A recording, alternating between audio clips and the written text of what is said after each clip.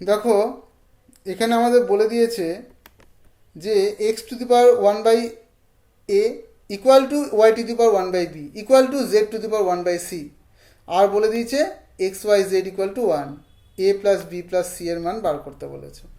আমি ধরে নিলাম X to the power one by A. এই ধরনের অঙ্ক আমরা একটা কিন্তু পড়ার সময়ও করেছিলাম, মানে যখন আমরা কিন্তু ক্লাস করছিলাম তখন একটা করেছিলাম। কি করেছিলাম, এই যে এটা ইকুয়াল টু একটু সামথিং ধরে নিচ্ছি, তো এখানে আমরা কে ধরে নিয়েছি, X to the power one by A equal to K, তার মানে K to the power one, K to the power A equal to x.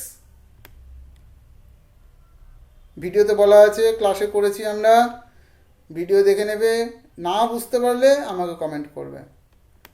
এবার X to the power one by A equal to Y to the power B one by B, তো দুটো যদি equal to হয় তার মানে এটা যদি কে হয় তার মানে এটাও কে, আমি ধর ডেফিনেটলি কে, তার মানে Y to the power one by কেটাও ওয়ান বাই বিটাও কিন্তু একটা কে, তার মানে K to the power B equal to হচ্ছে ওয়াই।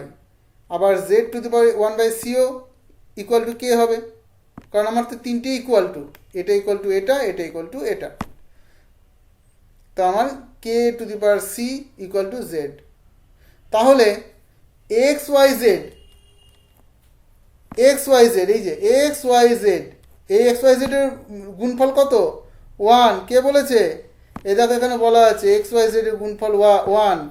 তাহলে আমি এক্স ওয়াই জেড, এক্স এর মান K to the power A, Y এর মান K to the power B, Z এর মান K to the power C, তাহলে K to the power A, K to the power B, K to the power C equal to one. তাহলে K to the পাওয়ার ইন্ডেক্সগুলো যোগ হয়ে যাক না, আমার তো বেস তো এক আছে কে, ইন্ডেক্সগুলো যোগ হয়ে গেল, তাহলে A plus B plus C. আমরা ওয়ান মানে কি জানি, আমরা ওয়ান মানে জানি two to the power zero, three to the power zero, one to the power zero, বা x to the power zero, y to the power zero, মানে যে কোনো একটা ভ্যারিয়েবল বা নাম্বারের পাওয়ারে যদি জিরো চলে আসে ওই টোটালটা ভ্যালু হয়ে যায় ওয়ান। কেন হয়, কি কারণে হয়, আমরা পড়েছি, ক্লাস করেছি, ভিডিও দেখে নেবে।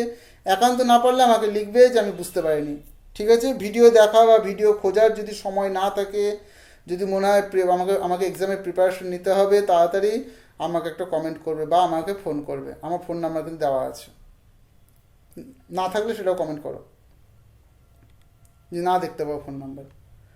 আচ্ছা, কে টু দি পাওয়ার জিরো, তাহলে A plus B plus C equal to, তাহলে দেখো K to the power A plus B plus C, এই ওয়ানটাকে আমি লিখতে পারি যে কোনো একটা ভ্যারিয়েবল বা একটা নাম্বার নিতে পারি, তার পাওয়ার জিরো করে দিতে পারি, তার মানে আমি এখানে কেটাকেও নিতে পারি, আমরা যে কোনো একটা মানে কেটাকেও নিতে পারি। আমরা ধরে নিলাম এখানে কেই নিব আমরা, কারণ আমাদের কে দিয়ে অঙ্ক আছে। আমি কি বলেছিলাম, অঙ্ককে সাজিয়ে নিতে হবে, যে ছাত্র অঙ্ককে সাজিয়ে নিতে পারে সেই সব থেকে ভালো অঙ্ক করতে পারে।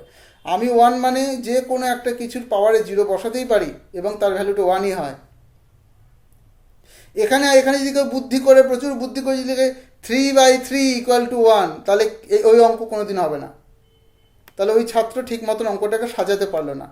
ঠিকই লিখেছে, থ্রি বাই থ্রি ওয়ানই হয়, কিন্তু থ্রি বাই থ্রি ওয়ানটা এখানে কাজে লাগবে না। এখানে কে টু দি পাওয়ার জিরো, কোনো একটা ভ্যারিয়েবল বা নাম্বারের পাওয়ারে জিরো বসিয়ে যে ওয়ানটা আনবো, এবং আমি যদি ওই যে কোনো ভ্যারিয়েবলের জায়গায় যে কোনো ভ্যারিয়েবল মানে আমি কেটাকেও নিতে পারি, এই বুদ্ধিটা যে করতে পারবে সেই অঙ্কতে ভালো।